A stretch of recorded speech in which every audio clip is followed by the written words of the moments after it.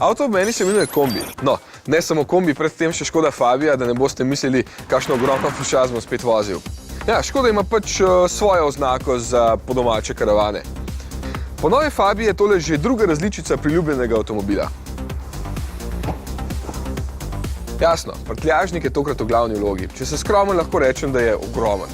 Če ne pretiravam, lahko rečem, da je največji v razredu.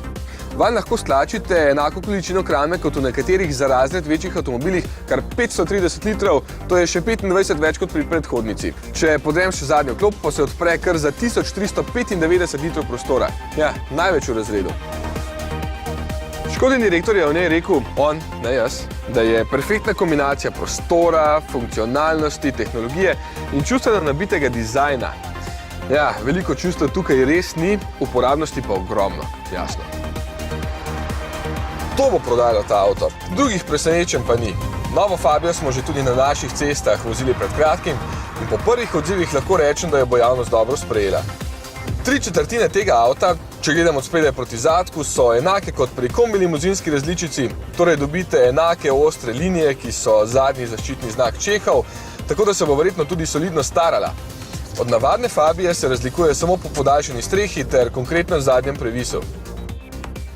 Ta je tisti ključ do vsega tega prostora. Niso pa Čehi ciljali samo na največ litrov, ampak so se potrudili tudi pri sami uporabnosti. Dno prtljažnika je zato širše, zadnja klop se popolnoma podre, da ustvari čisto ravno površino, nakladalni rob pa je od tal oddaljen samo 611 mm, da ne bo trpel križ. Za doplačilo si lahko mislite še dvojno dno ali pa dve taki priročni kljukici. Pa da ne bo udobno samo vrečkami štacune in kakemu kosu pohištva, je nova Fabia bolj prijazna tudi potnikom. Več je prostora za noge in ramena in čeprav je nižja od prejšnje Fabije, imata voznik in sovoznik več prostora nad glavami, ampak to že vse veste od predstavitve navadne Fabije, tako da besedo notranjosti ne bom izgubil. Ja, enaka je.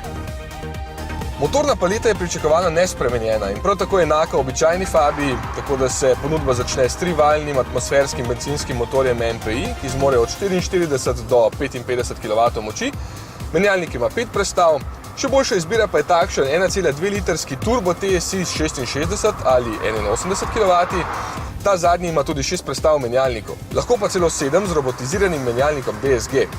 Tudi dizli bodo, jasno. 1,4 litrski trivaljni TDI ima 66 ali 77 kW, oba pa sta povezana s 5-stopenskim ročnim ali 7-stopenskim robotiziranim menjalnikom DSG.